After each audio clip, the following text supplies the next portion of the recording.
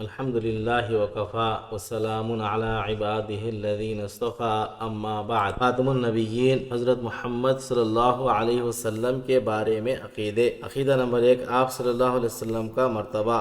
پیغمبروں میں بعضوں کا مرتبہ بعضوں سے بڑا ہے۔ تمام نبیوں اور رسولوں میں سب سے زیادہ مرتبہ ہمارے پیغمبر حضرت محمد صلی اللہ علیہ وسلم کا ہے۔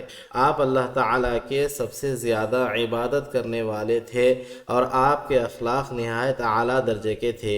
اللہ تعالیٰ نے آپ کو تمام مخلوق میں سب سے زیادہ مرتبہ، بزرگی اور علم دیا ہے۔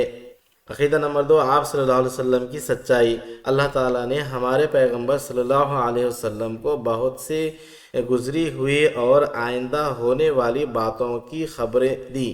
ان میں جو باتیں آپ نے اپنی امت کو بتلائیں ان کو سچا ماننا اور یقین کرنا ضروری ہے۔ عقیدہ نمبر 3، آپ صلی اللہ علیہ وسلم آخری نبی ہیں۔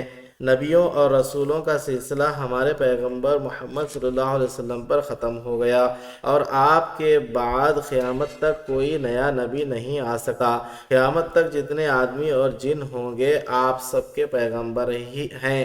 یہی مطلب ہے آپ کے خاتم النبیین ہونے کا۔ عقیدہ نمبر 4، مدعی نبوت کی حیثیت۔ ہمارے پیغمبر محمد صلی اللہ علیہ وسلم کے بعد جو شخص کسی قسم کے نبی اور رسول ہونے کا دعویٰ کرے وہ جھوٹا ہے، اور جو اس کو سچا مانے وہ بھی ایمان سے خارج ہے۔ عقیدہ نمبر 5، محبت، عظمت اور اطاعت لازمی۔ پیغمبر صلی اللہ علیہ وسلم سے سب سے زیادہ محبت کرنا اور سب سے زیادہ عزت اور عظمت کرنا ہر امتی کے لیے لازم اور ضروری ہے۔ کسی قسم کی گستاخی اور بے ادبی کرنے سے ایمان جاتا رہتا ہے۔ عقیدہ نمبر 6، معراج کیا ہے؟